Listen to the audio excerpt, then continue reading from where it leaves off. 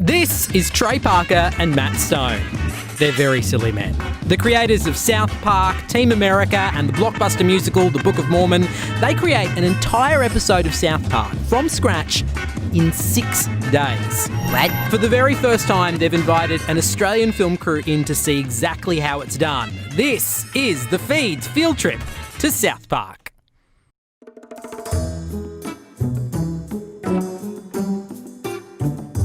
When you're in production, walk me through your week. What does each day consist of? Stress. Stress, crying. Stress, stomach troubles, diarrhea. Well, it's funny because I now can put a big difference between Thursday and Tuesday. You know, because our week starts on a Thursday. And Thursday is the day you get to go in the room and you're like, what should we do? And it's the most fun day because there's no, here's what we've got, where do we go? It's just like, what do we want to make fun of? What do we want to like talk about? Hi, I'm Mark. I'm from Australia. Hi, how are you? So this is where every day starts with us during the run. And it's basically, we sort of have 3 whiteboards for acts 1, 2, and 3, you know, and we'll just start writing down, making drawings and doing things, you know, if we think of a new character, I'll run up and draw it really quick, and we'll spend the first, you know, 2.5 hours of every day in here.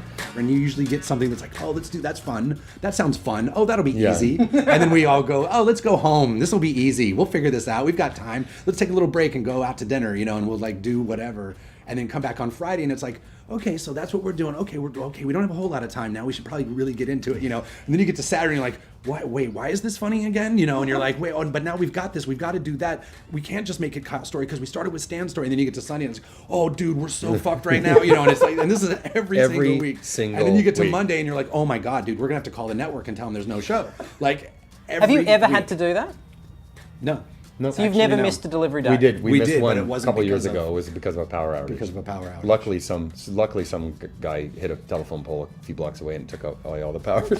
Yeah. I'm just trying to ascertain. I'm looking at your face, trying to ascertain if that's like a story that you made up and you're sticking with. It'd be pretty awesome. One big rule would definitely be you're not as far ahead as you think you are. On a 6-day-a-week show. Yeah, you reckon that's shocking. Can stress help comedy?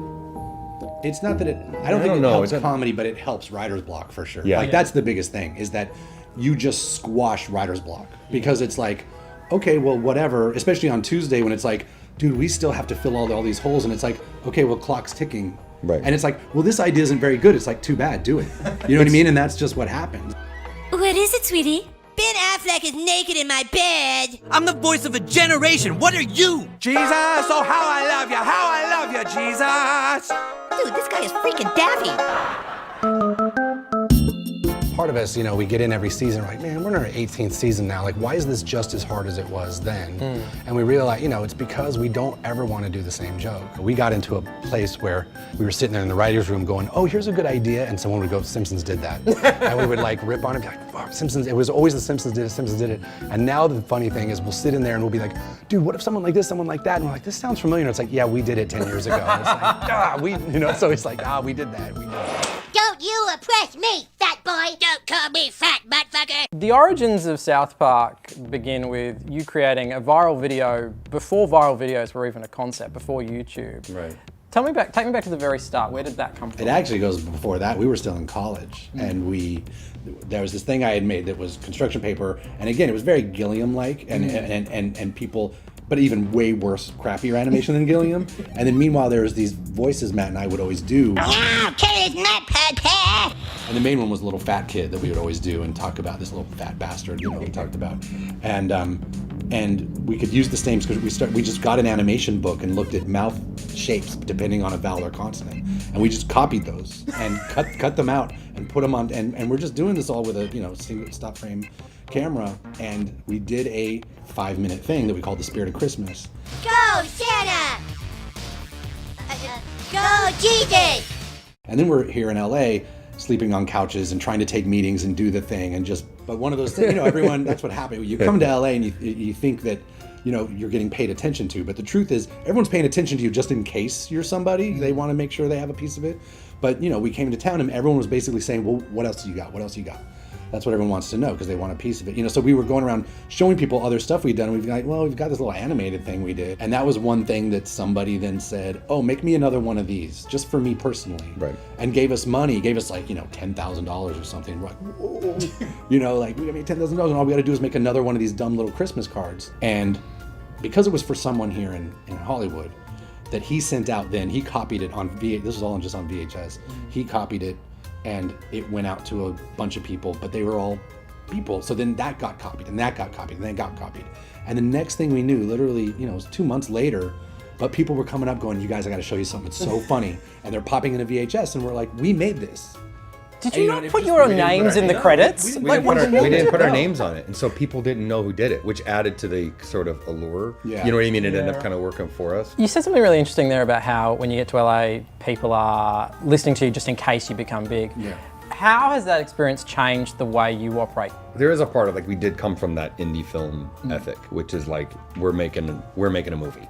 And so it's like we do have roles and we have, you know, other people we work with now, and it's a pretty professional, like it doesn't resemble the way we work, you know, in college, but kind of at the heart of it, it's like, let's make a movie or let's put on a show. And it is like, you grab that, I'll grab that. And I think that even though we're like, you know, old and fat now, there's a part of it that we still have that ethic, which is like, that fucks us, you know, by the way. I mean, it really does. Sometimes we've fallen flat on our face because we're like, no, we're going to do it this way. And then you go, oh, okay, that's not why you do it that way. It works like that way for a All reason. marionette movie, we're gonna do it. And Yeah, you're like, that's a bad idea. Don't do that. Like, Yeah. that was a bad idea. That was a bad idea. So then we go in here, Matt and I go into this part, and this is where we've always been, is our dark little cave. This is where the voices happen. Yeah, so Matt will be on here his headphones, I'll be here with my headphones. It's always been the same way. Matt's there, I'm here, we're both on headphones.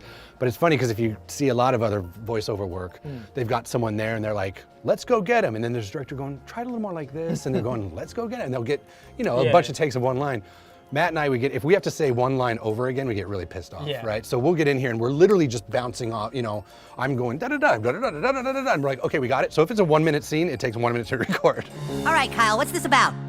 Jimmy's dead. What?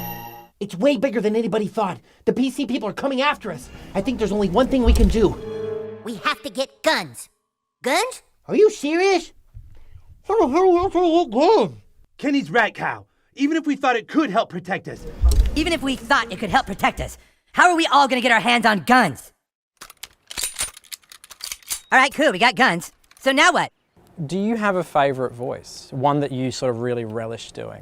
The best now for me is Stan's dad, Randy, because when I first started doing the show, I was doing an impersonation of my dad. Now that I'm way older, I'm just doing my voice. You know what I mean? South Park kind of sucks now. You guys want to bail? That's the one I just don't have to think about because I'm still kind of channeling my dad, but I'm just becoming my dad too. So it's just easier for me to write for him. And you know, it's always fun when it's a big scene like Cartman and Butters and Matt and I are just doing it together. Sometimes the worst is when it's like, and it'll happen a lot, where there's just a scene that happens to be Stan and Cartman and Stan's dad. It's just all me, you know, so you just have to be, because I still want to keep that energy up. So I'm literally still just going, but Dad, why are we going to do that? Because we're going to do that. Well, why am I doing that? You know, just trying to do it as fast as I can and get out of here. It's pretty crazy. And the winner is the Book of Mormon! Wow! I believe that God has a plan for all of us. I believe that plan involves me getting my own planet, and I believe... My favorite thing about when the Book of Mormon opened in LA is that you'd open up the playbill and there were ads in there from the actual Mormon church. And you know what? Unbelievably Honestly, great is that? Yeah. The least Crazy is surprised that? people by that though were us. Because there were so many people before the thing that were going, okay, well you guys, and all the interviews, they're like, so are you scared about the Mormon backlash? We're like, no. We're like, we know Mormons. Like, Mormons' MO, and that's what we would put into the show. Their MO is kill with kindness. Like, their thing is just like, that's great that you're doing that, and that's awesome. And Let me tell you about this book. Let me tell you about Heavenly Father, you know, and it's just like, they just kill you with that stuff. And I believe that in 1978 God changed his mind about black people. Black people! You can be a Mormon who just believes. What the is this? So that's the musical, is about like, here's some goofy stories and here's some really nice people, you know, and here's Americans and here's how Americans are. To be sharing my faith. And then when we took it on the road, the press had this thing of like, well, you can't sing "Fuck You God" in the middle of America. People are going to freak out about that. And we're like, we're from the middle of America, and we think it's funny. Raised in the middle of America, yeah, and we think it's cool. And so it's been sort of this, every step along the way. I think Trey and I have a higher view of Mormons, and you know what I mean. We're like, they're going to be middle cool. of America. And the middle of America is going to be cool.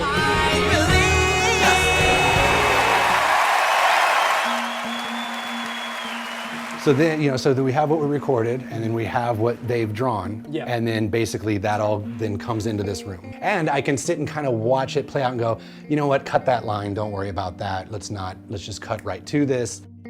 Every Tuesday, they know, Matt and Ann know, they have to talk me off the cliff, and every show I'm like, this is a horrible show, I don't want anyone to see it.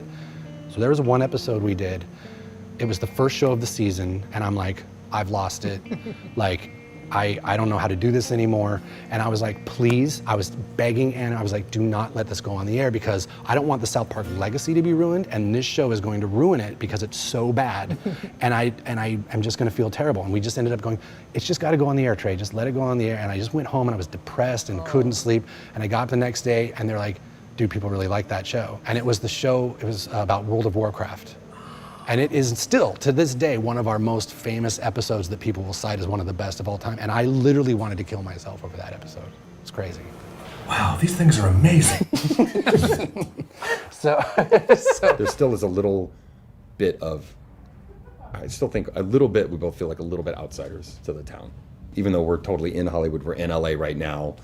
I don't know. Our life doesn't merge a lot with that. Yeah, and right when South Park hit and everything, there was a little bit there where we were, and like when the South Park movie came out, where we were like invited to some Hollywood parties and stuff. Well, you did go to the Oscars in dresses high. Was it LSD or acid? Yeah. LSD.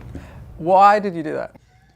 Seemed like a really good idea at the time. It was a good idea, by the way. But it was really like kind of that thing of, wow, we've been nominated to Oscar. Like, I gotta go to the Oscar, but that's also represented everything we were kind of against as indie filmmakers, and the way we were still just these young guys that are like, fuck Hollywood, and fuck that and everything. And that's what South Park started really being about, was fuck celebrity and all this stuff. And it's like, but it's the Oscars, like, it's pretty sweet. We gotta go. You're trying to have a bit both ways. Yeah, I want to see what happens. Can we have our cake and eat it too in this, So it was like, well, we gotta go, but we gotta kind of rip on it somehow, what I mean? So that's where the original thing came.